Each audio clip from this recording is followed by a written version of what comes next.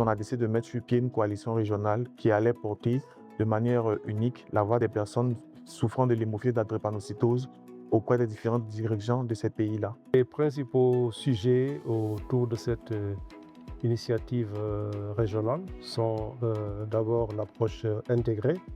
C'est vraiment une occasion pour tous les pays qui sont au sein de cette coalition de pouvoir réfléchir sur comment, sur le plan diagnostic, sur le plan de la gouvernance, sur le plan du leadership, sur le plan également de la prise en charge de ces maladies-là.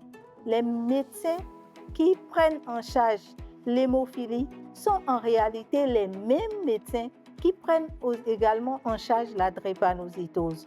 Le fait de réunir nos forces au sein d'un même creuset va permettre d'être beaucoup plus efficace au lieu de disperser nos énergies. Ce que j'attends de ce lancement dans les prochains mois ou même dans les prochaines années, c'est que les actions soient pérennes et ensuite que tout ce qu'on a appris ici, c'est-à-dire à mettre en place des plaidoyers forts, basés sur des preuves, que nous puissions les appliquer dans nos pays respectifs et aussi que nous puissions créer de vrais cadres de concertation avec nos décideurs dans nos pays respectifs. Nous avons été honorés par les autorités ivoiriennes à travers la présence du directeur général de la santé qui a bien voulu conduire les travaux de lancement de cette coalition ouest-africaine.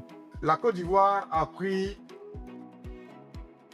avec beaucoup d'intérêt cet engagement que ces pathologies-là soient inscrites dans le programme national de maladies non transmissibles et que nous faisons tous les efforts nécessaires pour que ces pathologies soient prises en compte réellement dans notre système de santé. Le ministère de la Santé peut appuyer ce projet dans différents niveaux.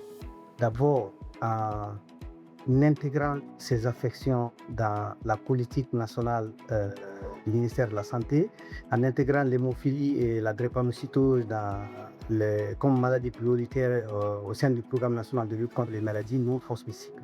Donc l'efficience de la prise en charge de ces maladies ne se fera qu'être démultipliée grâce à cette intégration-là.